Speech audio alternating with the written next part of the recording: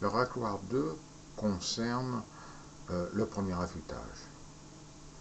Un morceau de verre, une pierre brisée, une pièce d'acier pourront servir de grattoir sur le bois. Mais au mieux, vous obtiendrez de la poussière ou un copeau irrégulier. Cela ne coupera jamais comme une pièce d'acier que vous aurez affûtée dans les règles de l'art, comme tous les bons outils. Le racloir classique est une lame d'acier doux d'environ 7 dixièmes de millimètre d'épaisseur et une largeur de 150 à 60 mm. Ici, on utilisera l'acier d'une ancienne aiguille. Nous allons limer, polir et travailler le morfil jusqu'à ce que les 4 arêtes se transforment en un minuscule tranchant.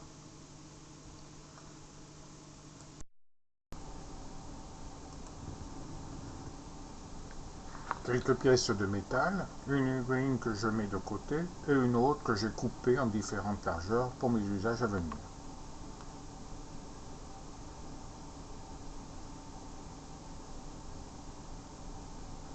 La lame du centre que je me propose de transformer en un super racloir.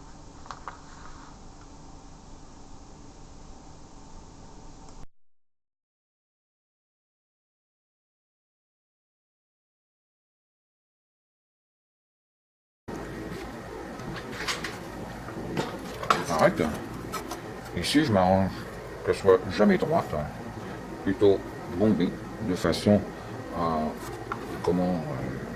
à travailler que sur petite parcelle, petite partie de la lame. Donc, je la bombe légèrement. C'est très léger.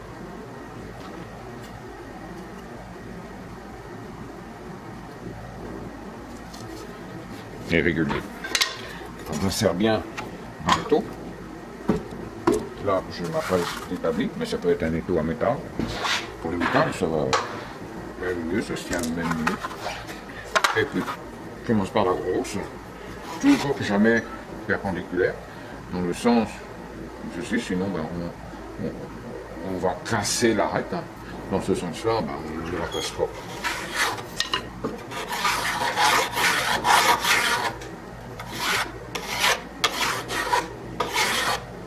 Ici, c'est la première approche.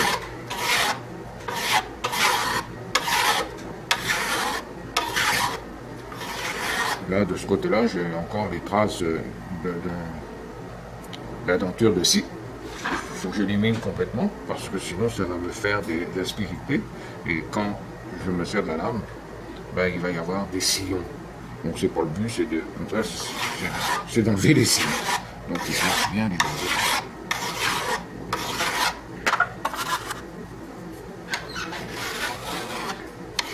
Regardez toujours perpendiculaire, que l'arête soit bien perpendiculaire de façon qu'on puisse travailler sur les deux arêtes une fois qu'elles sont affilées, morfilées.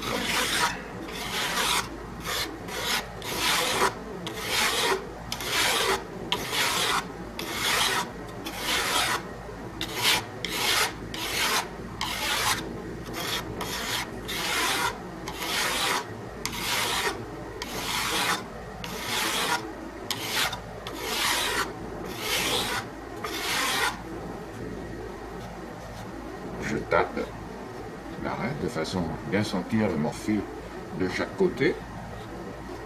Je ne vois plus l'aspérité ici, dans les dents-ci.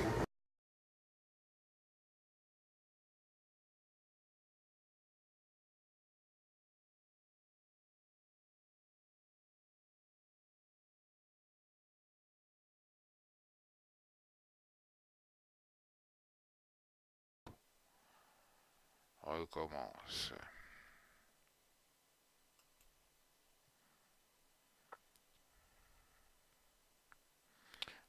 Là, je passe un dernier coup de lime fine. Là, je vais chercher mes pierres.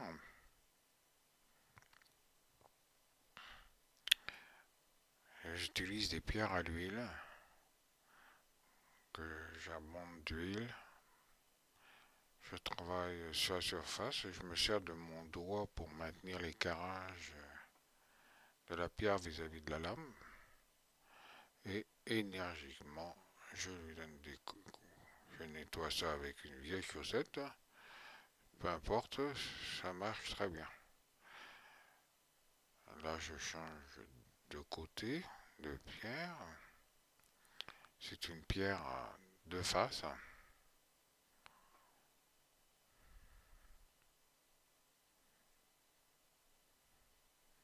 que j'ai depuis mon apprentissage, qui était démarré mon apprentissage en 57, alors ça dure. Ouais, c'est des outils qui vous font votre vie et votre carrière.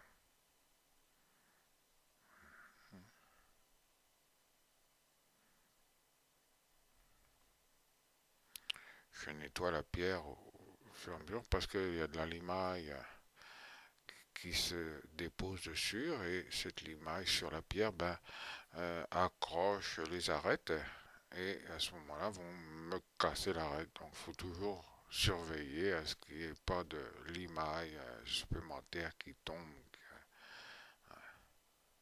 Pas oublier que l'arête, il faut qu'elle soit le plus parfaite possible. On voit encore les traces de l'acier. Ça, je vais l'enlever après en finissant avec du papier huilé.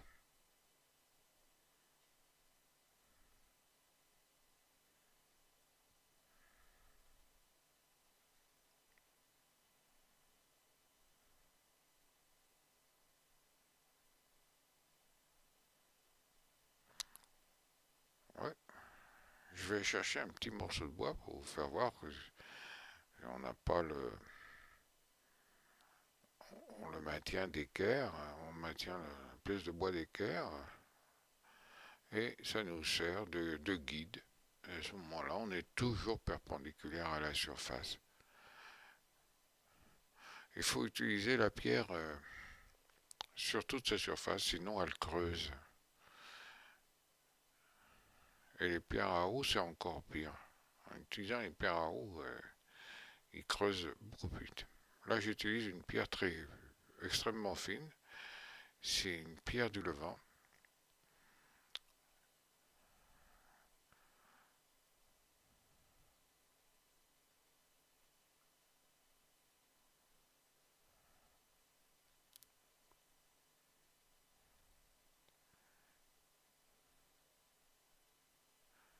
Il faut donner beaucoup d'amour aux arêtes.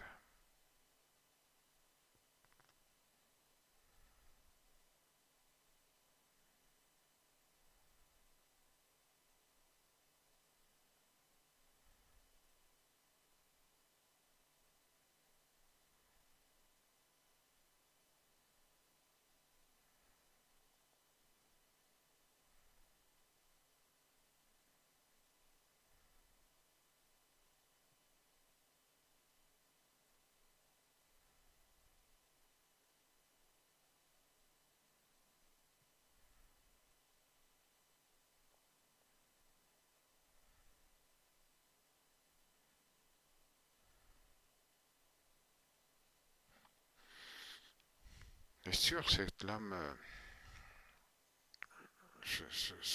tirée de l'igoïne est assez rigide, ce qui donne dans le travail qui demande beaucoup de force quand on racle la surface. Mais le fil tient beaucoup plus longtemps. J'étais même étonné de la qualité des fils qu'on a avec ces vieilles lames. Pour dire que l'acier était bon. Je ne sais pas si avec les scies modernes on aurait les mêmes résultats.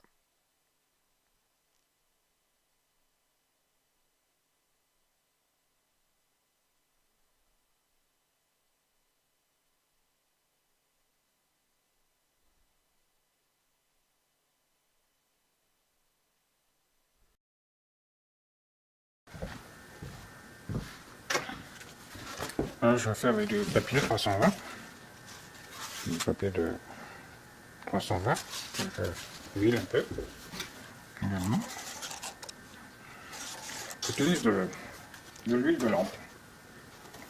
D'accord. C'est pas très bon. Je vais passer à ma surface. C'est pas encore assez fin pour ce que je veux obtenir. On arrête là.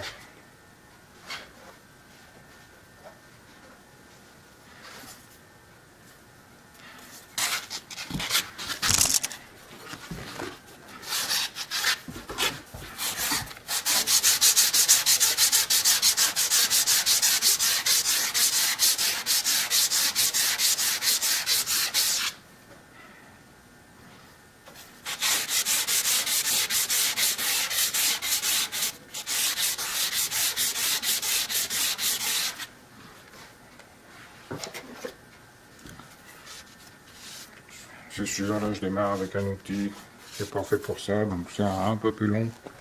Je vais repartir avec un outil.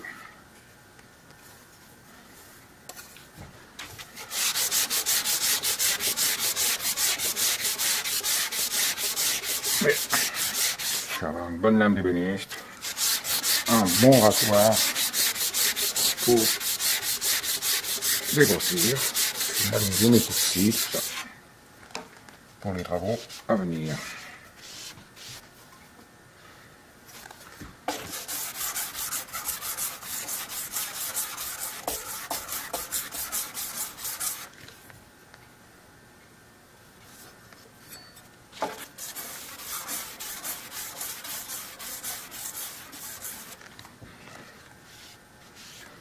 La raie est belle. On est capable, avec une lame de qualité, de nettoyer des coulures de vernis sans que ça se voit.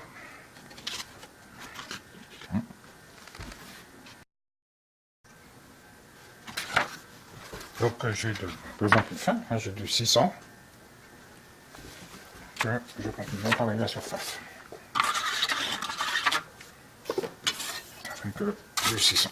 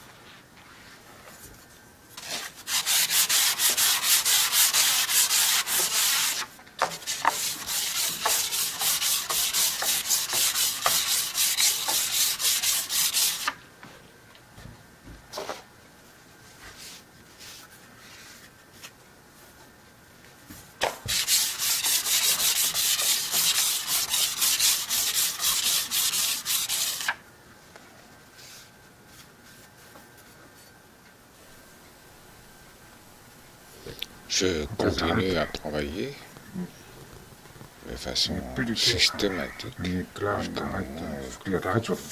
vais être satisfait complètement si les arêtes soient lisses au maximum.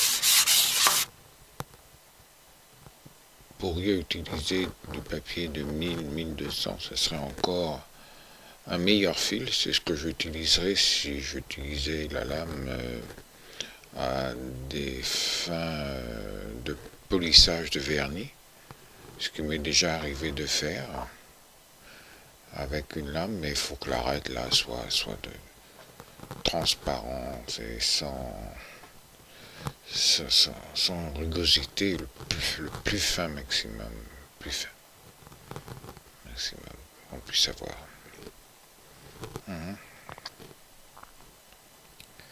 Voyez, c'est sans fin, je reprends ma pierre, et elle est très fine, beaucoup plus fine que les papiers sablés, pour enlever toutes les rugosités.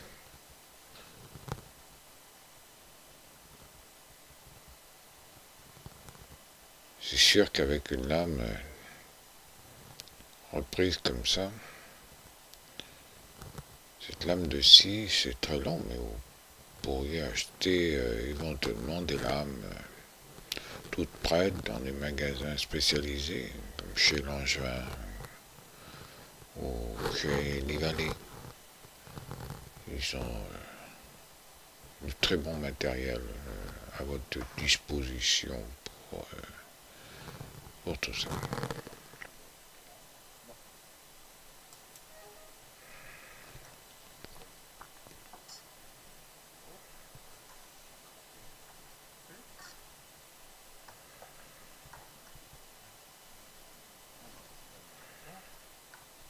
Transformé. Maintenant, je vais la morfiler.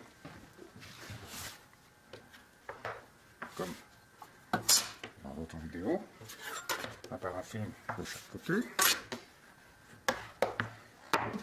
Ouais, un travail de la même façon.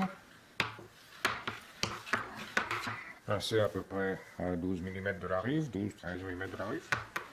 Et je viens travailler la surface. Durcir. Avec mon poignet, toujours le fil sur l'extérieur. Au moment où il vient. À quel moment dois-je m'arrêter? En regardant l'arête, vous voyez qu'à l'endroit où je passe, elle est devenue très brillante. À ce moment-là, je m'arrête. Et je fais la même opération de l'autre côté. Un défaut ici, mais j'irai jamais travailler là.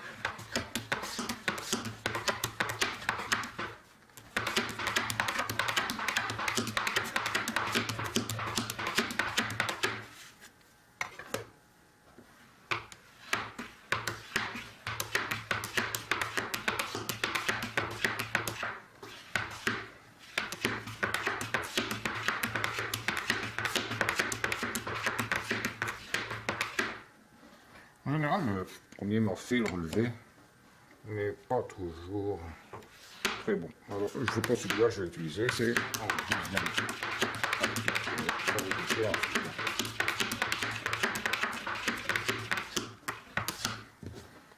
Ça crée un peu.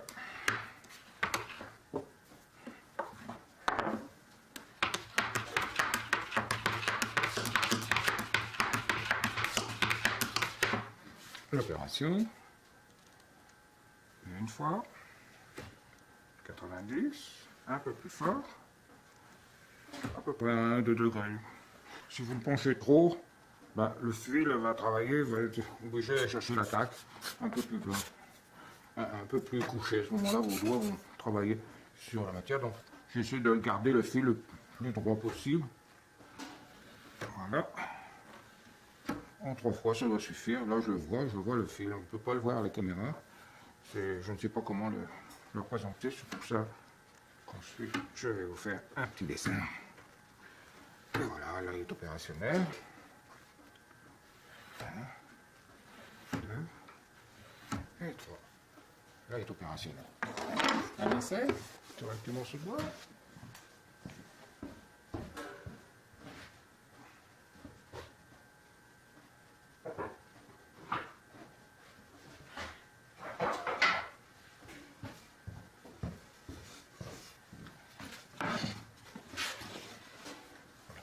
Avec une presse.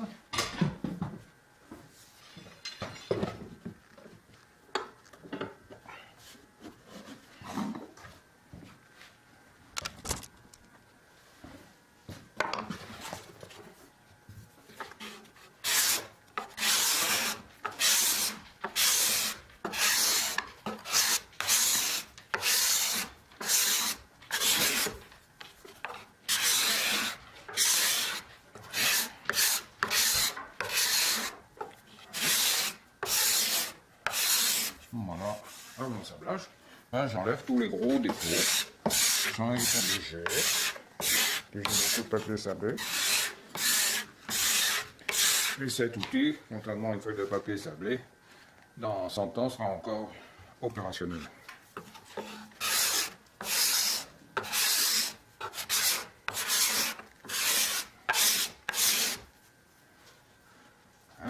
Les 4 sont opérationnels. Donc je le maintiens, je fais une pression de façon à chercher mon angle d'attaque. Vous voyez comment ça place l'endroit.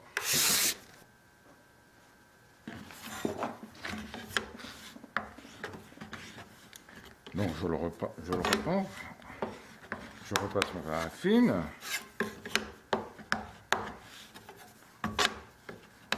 Et je le remorfile de nouveau tout doucement parce que là il est opérationnel, mais après il devait être bien meilleur encore, plus fort.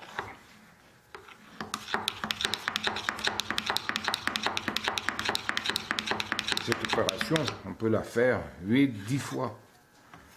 En général, jusqu'à 5 fois, mon fil est fort, petit à petit il se dégrade.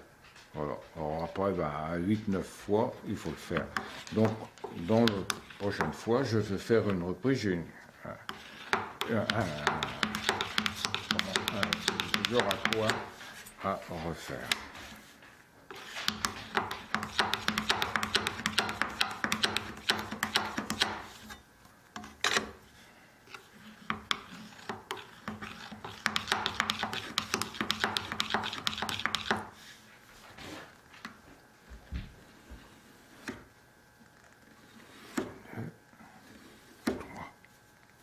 Oui, là, le sang, il est plus mordant.